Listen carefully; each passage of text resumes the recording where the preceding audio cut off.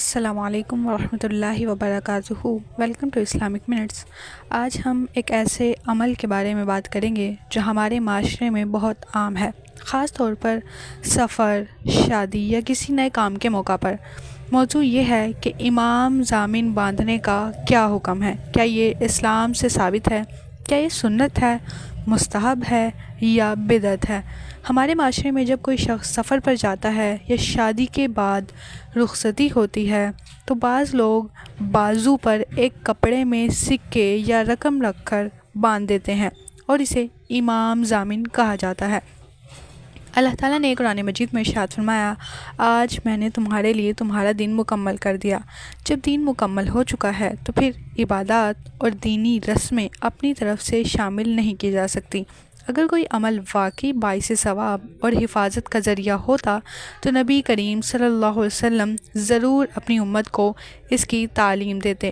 اسلام میں حفاظت، برکت اور مدد صرف اللہ تعالیٰ کے ہاتھ میں ہے۔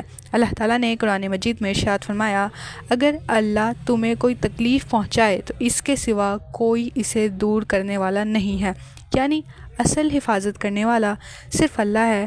اب اگر کوئی شخص یہ عقیدہ رکھے کہ امام ضامن خود حفاظت کرتا ہے یا یہ چیز مصیبت کو دور کر دیتی ہے، آزمائشوں کو دور کر دیتی ہے، تو یہ عقیدہ خطرناک ہو سکتا ہے۔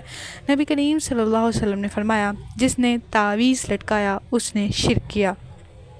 علماء نے اس کی وضاحت کی ہے کہ اگر کوئی چیز اس عقیدے سے پہنی جائے کہ وہ خود نفع یا حفاظت کرے گی تو یہ ناجائز اور خطرناک معاملہ ہے۔ بعض لوگ کہتے ہیں ہم تو صرف تبرک کے طور پر باندھتے ہیں، عقیدہ نہیں رکھتے ہیں۔ تو اس صورت میں بھی سوال یہ ہے کہ کیا یہ عمل شریعت سے ثابت ہے؟ اگر کسی عمل کو دینی رسم، برکت یا ثواب سمجھ کر کیا جائے لیکن نبی صلی اللہ علیہ وسلم سے ثابت نہ ہو تو بدعت کے قریب ہو سکتا ہے۔ نبی صلی اللہ علیہ وسلم نے فرمایا، جس نے ہمارے دین میں کوئی نئی بات ایجاد کی جو اس میں نہیں تھی تو وہ مردود ہے۔ آج بہت سی رسمیں محبت اور ثقافت کے نام پر دین میں داخل ہو چکی ہیں، حالانکہ دین وہی معتبر ہے جو قرآن اور سنت دونوں سے ثابت ہو۔